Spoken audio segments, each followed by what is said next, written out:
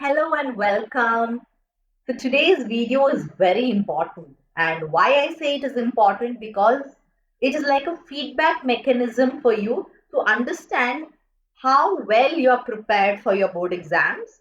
So there are around 30 questions ranging from Act 3 to Act 5 from Julius Caesar. So first I'll be reading out the questions. You can pause the video, write your answers down, and then you can play the questions. And once we are done with 30 questions, we are going to discuss each question in detail. Why I would recommend you to write is because many of us don't practice writing the answers until the day of the exam, and then sometimes we find it difficult. All the very best. Let's begin. The first question: who says the following? Is there no voice more worthy than my own to sound more sweetly in great Caesar's ear for the repealing of my banished brother? So, who says the following?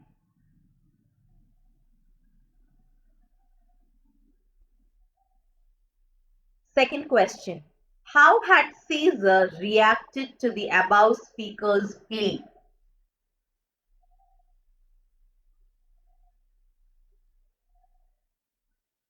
The third question: who says the following? If I could pray to move, prayers would move me, but I'm constant as the northern star.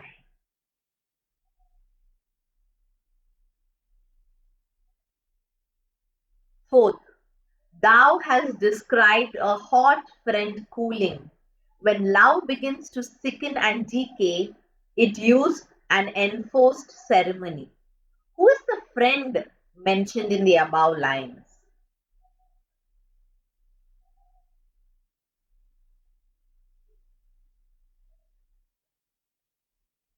The fifth question: who says the following lines?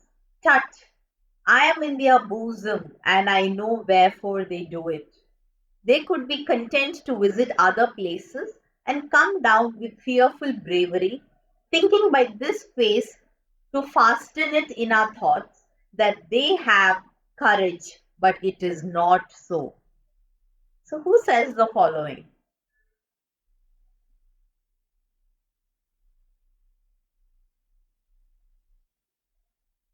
Sixth question: to whom are these lines spoken to?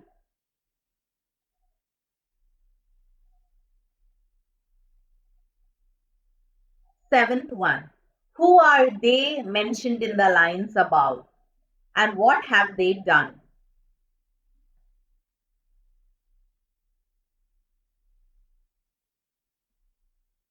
Eighth one: on what conditions does Brutus allow Antony to speak in Caesar's funeral?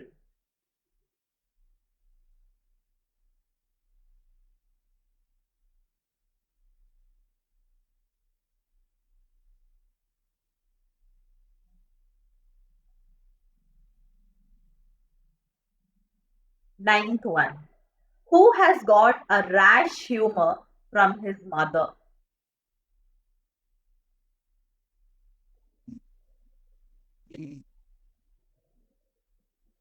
10.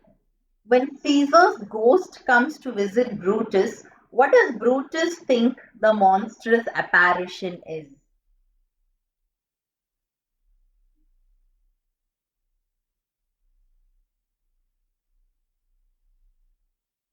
11. Antony says this was the noblest Roman of them all. Who is Antony talking about? So, who is this noblest Roman that he's talking about?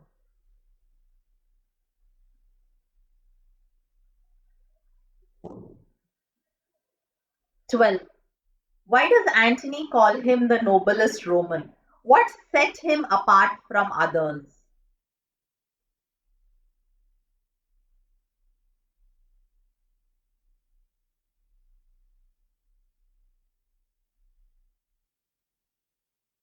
13.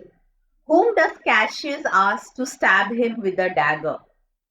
Stand not to answer. Here, take thou the hills, and when my face is covered as it is now, guide thou the sword.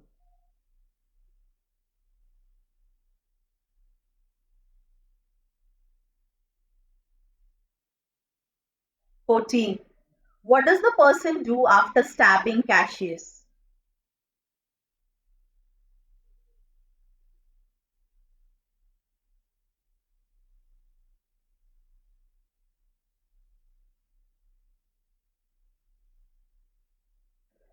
15. You know that I held Epicurus strong and his opinion. Now I change my mind and partly credit things that do presage.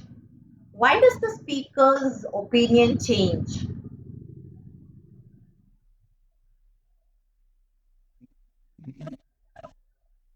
16. Who pretends to be Brutus and gets captured by Antony's soldiers?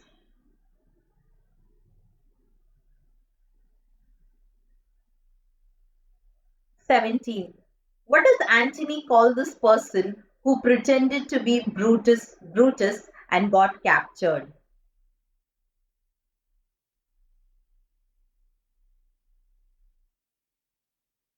18. In which two places did Caesar's ghost appear to Brutus?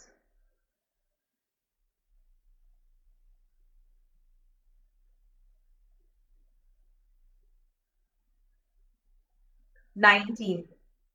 He shall but bear them as the ass bears gold, to groan and sweat under the business, either led or driven as we point the way. Who is the speaker and to who is he talking and about whom?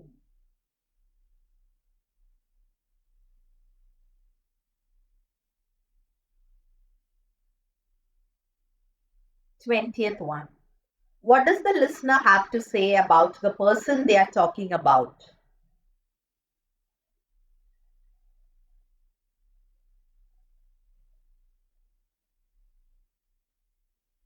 21.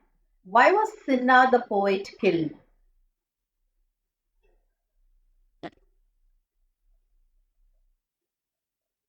22.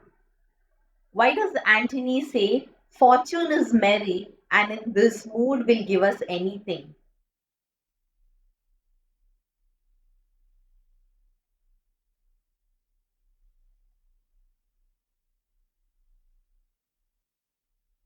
23rd.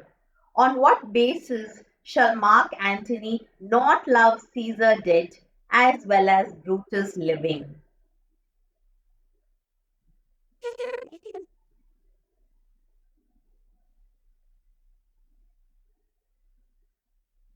24. How did Antony first react when he came to know about Caesar's death?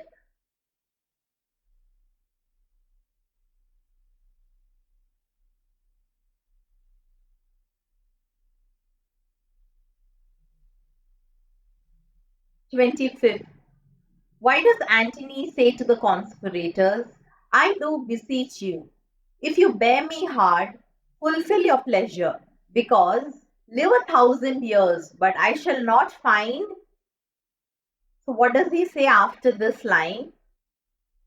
That is after he sees Caesar's body.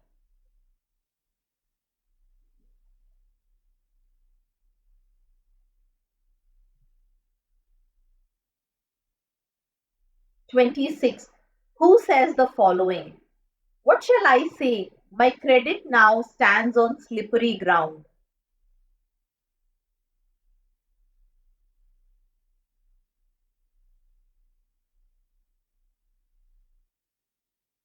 27.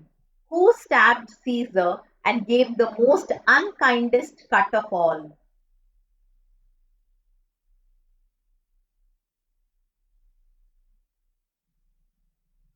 28.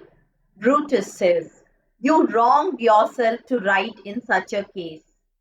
Who had Cassius supported that Brutus disapproves of?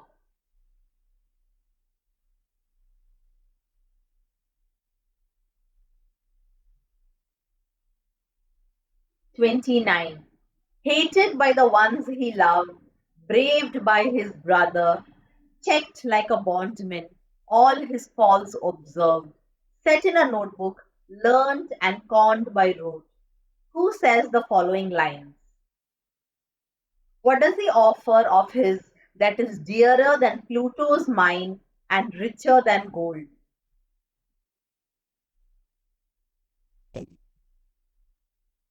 And the last question, Brutus says, O Julius Caesar, thou art still mighty yet. Why does he say that?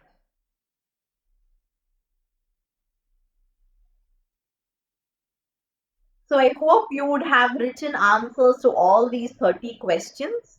Now we're going to discuss each question.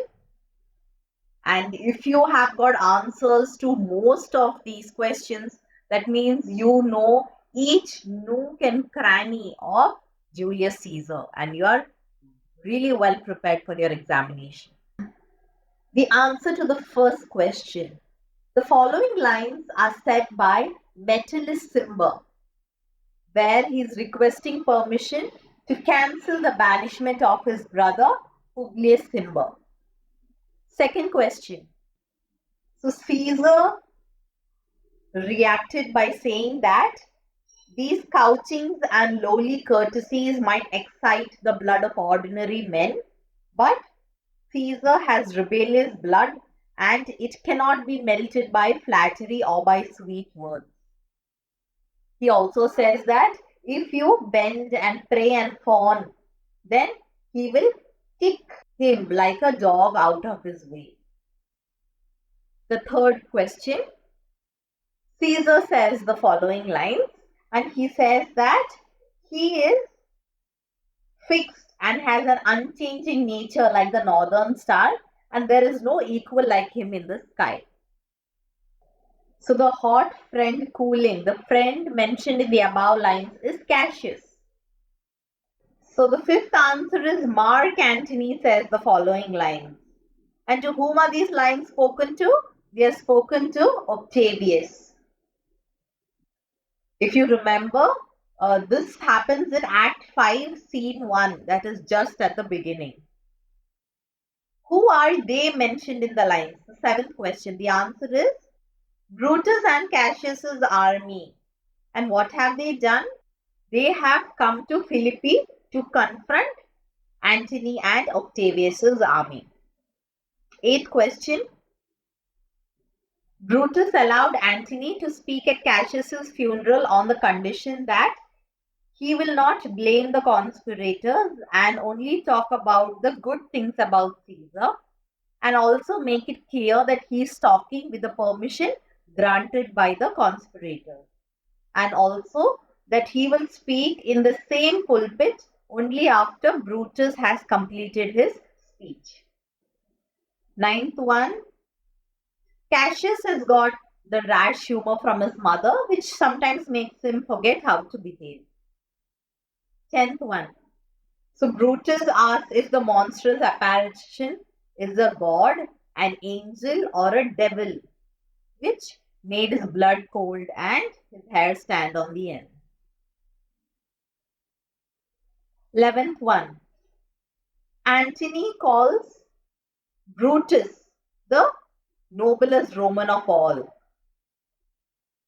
This he says after he finds Brutus is dead. 12th one, Antony called him the noblest of all the Romans because he said the rest of the conspirators acted out of jealousy of Caesar, but only Brutus acted out from honesty and for the general good of Rome.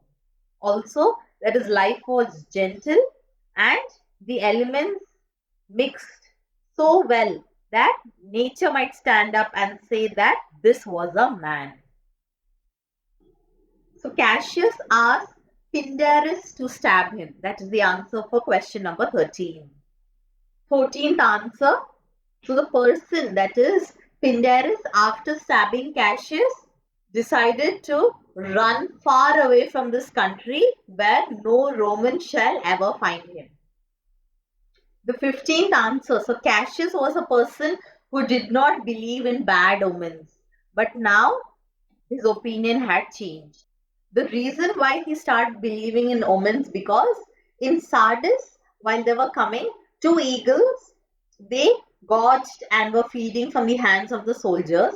But while they reached Philippi, These eagles were replaced by ravens, crows, and kites, and they flew over their head like as if they were weak prey waiting for them to die, and this made him fearful. 16th, Lucilius pretended to be Brutus and got captured by the Antonine soldiers. The 17th answer, once Antony finds out that this is not Brutus, he says he is a prize no less in word and to keep him safe. The 18th one, the two places where Caesar's ghost appeared was once at Sardis and the other at Philippi. The 19th answer, Antony is talking about Lepidus and he is talking to Octavius. 20th one. So Octavius says that Lepidus is a tried, that means an experienced and a valiant soldier.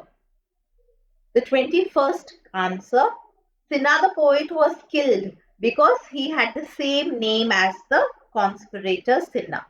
The 22nd answer, Antony is really happy because his plan had worked out to make the fickle-minded crowd against the conspirators.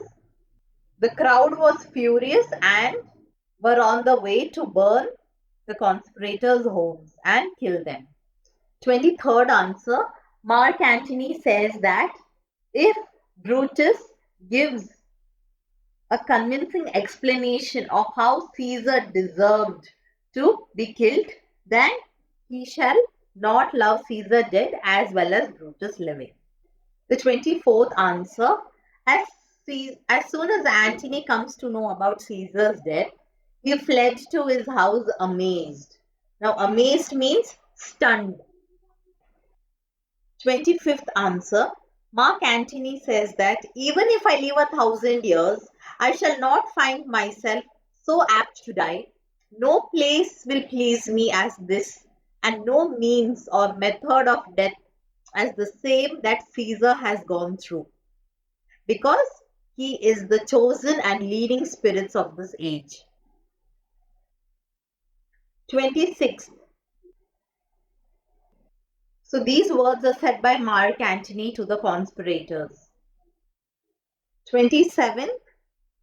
Brutus stabbed Caesar and gave the most unkindest cut of all, because ingratitude was more stronger than the traitor's arm and burst the heart of Caesar.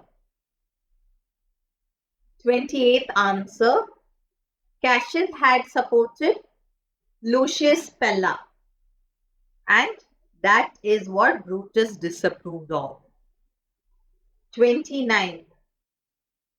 These words were said by Cassius, and Cassius offers his chest to Brutus and says, here is my chest, and within it a heart which is dearer than Plutus's mind and richer than gold. If you think that I denied you gold, I will give you my heart. So 30th answer, he says this because Cassius had died and Tibninus also had killed himself. So Brutus says that Julius Caesar, you are still powerful. Your ghost walks and turns our swords towards our own stomachs. So that is the end of all 30 questions. I hope you did well. If you haven't, it's okay. There is still time. You can practice well. Take small portions and study little by little and try to recall them well before you try to remember everything at once. God bless you. Take care of yourselves. And if there is any portion which you want help, you can contact me through my email ID, which is given in the description below. Thank you so much.